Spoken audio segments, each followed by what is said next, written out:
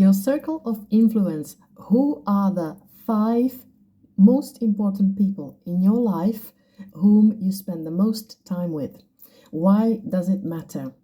These 5 people, it could be a family member, it could be a friend, it could be an acquaintance, it could be a colleague that you became friends with, whomever you spend the most time with. These are the people that you are going to be copying behaviors from.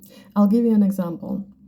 I had 2 partners in my life who weren't very good with money, and in hindsight, I didn't realize at the time. One of them I was with for 3.5 years, and I picked up an awful lot of bad habits from.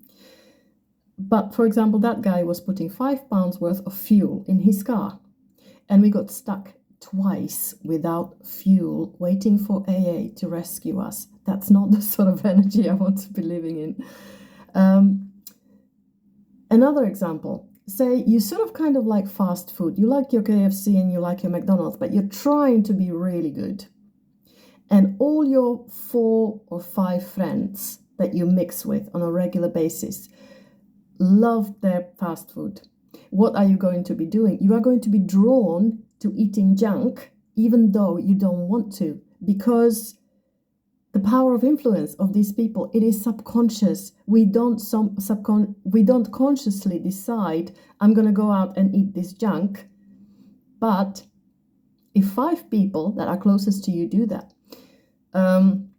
if everybody in your circle of influence is quite sporty, what you end up doing is doing sports together or going for a walk or something like that.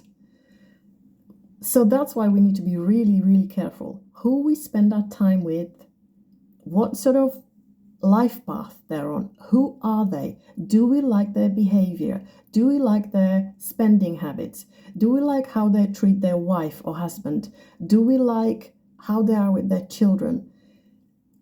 Are they generally aligned with our beliefs? Because we are becoming those people. We are picking up something from all of these people closest to us. It's just like when somebody's been married to, I can see all my friends, some of them have been married for 20 years or have been together for more than that. They're picking up each other's little things, like the way they speak or even facial expressions. We all do this, and it is important because you are becoming that person. So let's be really, really careful who we choose to spend our time with. And I invite you to write down your 5 most influential people in your life, your circle of trust. And this exercise will give you clarity on who is it that you want to be spending your time with, and who is it that you want to be. You, that person in the mirror, who you want her or him to be.